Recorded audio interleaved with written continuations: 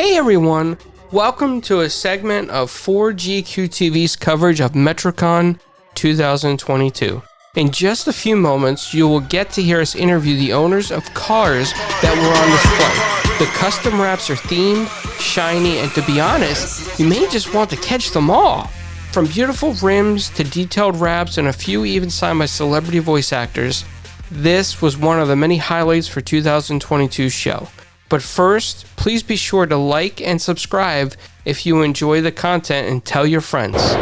Let's get into it. Hey, what's going on? This is Carlo of 4GQTV, and I'm here at Metrocon in Tampa. And I have a bunch of very cool people in front of me right now with very awesome cars. A cool collection of cars, actually. Can you all introduce yourselves? Sure. I'm Morgan. I own the first car here. It's a My Hero Academia themed vehicle. It's just a basic 2016 Malibu. Drove here from North Carolina and I'm happy to be here. And then my name is Josh. I drive the Pokemon Challenger, the second car here, and I'm also from North Carolina and happy to be showcasing here with Metro. I'm Drew. I got the 2013 Honda Fit, black thing over there. Drove from South Carolina, coastal Charleston, South Carolina. Proof of the pudding, you don't need a performance car to have a wrap on it. My name's Scott. I own the 2016 Focus with the old school Serial Experiments Lain wrap. Sometimes you can do the weird stuff and still get away with it. All right, so question for all of you. How long did it take you to get the car and get the details done, get what you wanted? And I know everybody might have a little bit of a different experience, but what was your unique experience?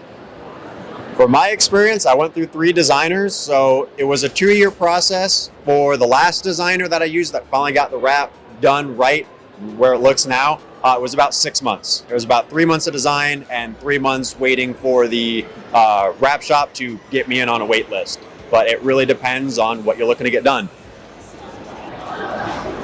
Oh, mine went through just one designer, and I just had one designer. Went through, I think, 5 or so iterations of a design. First one was a very, very loud Indonesian design because it was an Indonesian designer. Then after a couple directives of what I wanted, finally got to the lowest iteration of where I'm at, and that's what's on the wrap right now. In regards to the Pokemon Challenger, I've had one designer, and that would be Morgan here. Didn't take her too long because I pestered her every day to get this designed. It was about 2 iterations, and then our wrap shop got it in, I'd say, pretty quick. They only took about 5 days to get it wrapped for me. Like Scott, mine took probably about 6 months just for the current design. I designed both, obviously, my car and Josh's as well. And again, I had it pretty much, I did it all in pieces. I did the hood first, and then I went with the sides, and then redid the hood later. So I think probably in total, if I put it all together, it'd be about 6 months of design and install. Okay. And when you create cars like this, do you keep a lot of stuff stock, or do you change certain things out? That really depends on what your personal preference is. Mine is completely stock. There's no engine modifications to it. It's all just cosmetic. I know Josh, he likes to modify his stuff, so I'll let him kind of talk a little bit more about his car. So for my car, it was performance first, and then after a while of living around the Malibu Dhabi, I decided, you know what, why not make it look pretty and go fast? So going from performance to, I guess, beauty. For me, I'm a car guy, but unfortunately for the selection I have, I couldn't modify it at all. So I wrapped it as my only modification, and then I discovered overnight parts from Japan. And just put a set of wheels on it, lowered by an inch or whatever, but nothing done to the engine. The engine's still stock. It's all suspension. Suspension and handling. I probably have the best of both worlds compared to most people. I went a little bit of performance. I have an exhaust on, a tune, a blow-off valve, so I make a nice loud chirp sound every time I let off. And then I got a diffuser kit to put on the car just to help sharpen the car a little bit more, match the wrap, and that's it. So a little bit extra speed, but a wrap to kind of match it, make it pop. Nice. So when you come to conventions and you show off your cars, do you guys put them in trailers, or do you guys actually drive them here? I wish we were all rich enough to get trailers, but no, we hunker down and drive however long, whether it be 30 minutes for myself or 8 hours for them. We tough it out and drive just to see everyone's reactions. Everyone loves the cars, and it's why we do it. Yeah, that's a good question. Reactions, right? While you're driving, I'm sure you guys get a lot of reactions. Oh, yeah. Any unique experiences while you guys are driving? I don't have any in particular, but I have had plenty of chances while, I'm on the highway doing 80 miles an hour and I see a car pull up and all of a sudden I see a flash and someone's got their phone against the window and they're taking a picture while we're running down the highway. It's always funny to see when people are trying to have a picture of it. Nice.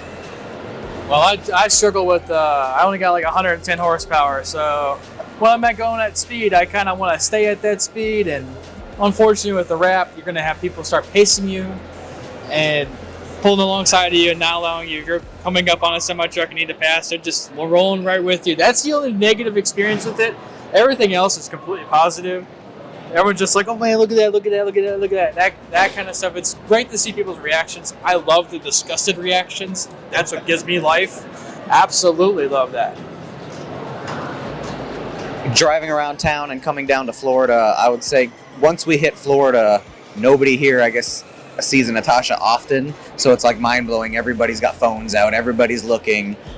In terms of highway, if I'm on the highway and I'm going somewhere, I'm going to be flying, so if you're going to try to catch me, you better be doing like 120 to come up and see me. Excuse me. I think for mine, it was an older design, and I was actually doing DoorDash to earn a little bit of extra money, and I was waiting in a parking lot that was really, just poorly lit, and these kids come just flying out of nowhere and, whip into the spot right next to me. And I thought I was going to get mugged. I mean, I legit thought I was in danger. And just these teenagers come out and they ask if they can get photos with the car and everything like that. But, just like they say, an 8-hour trip, you get a ton of reaction. We get a lot of people, like they say, pacing us, trying to get photos. We got stopped at gas stations or trying to find food. He got pulled off one day, or one of the times, because they insisted on talking to him, and I left him in the dust because I was hungry. But yeah, I mean, so it's entertaining to see reactions, both good and bad, because it's either way you're still looking at the car at the end of the day. But so one last question I have for everybody. I'm sure that a lot of people that don't know anything about getting wraps on cars or characters on the cars, if somebody wants to start doing that to their car, how much should they probably put aside to get a wrap done? Easily a couple thousand. Your design fees alone can cost you upwards of $500 to $800, if not more, depending on who you're working with. Your wrap installations are always going to vary because of the price of material, and then each shop prices differently. I think ours kind of go anywhere from $15,000 to probably $4,000 or $5,000, depending on what you're trying to do. So it's expensive, but it's worth it if you get it done correctly and you take care of it. Anybody else want to give input?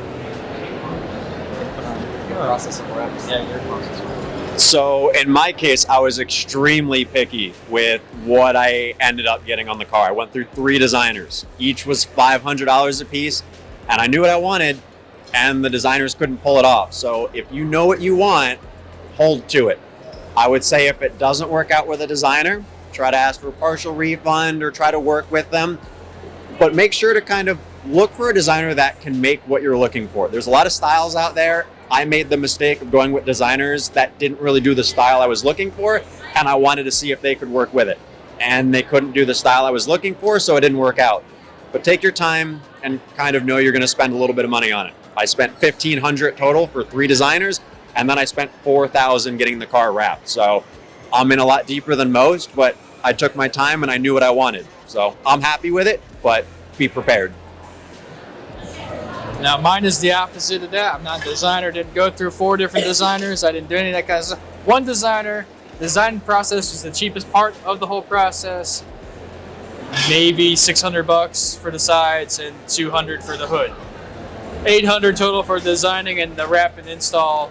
print wrap install was the most expensive part. So I'd say about $2,500 all in. Wow. Yeah, that's kind of amazing. Well, I want to thank you all for the interview, and I hope you've enjoyed Metrocon. And I'm sure that you're still getting a lot of people passing by these amazing vehicles. I wish I could catch them all. I love that one right there. All right, well, thank you, everyone, and have a great day. Thank you. Welcome.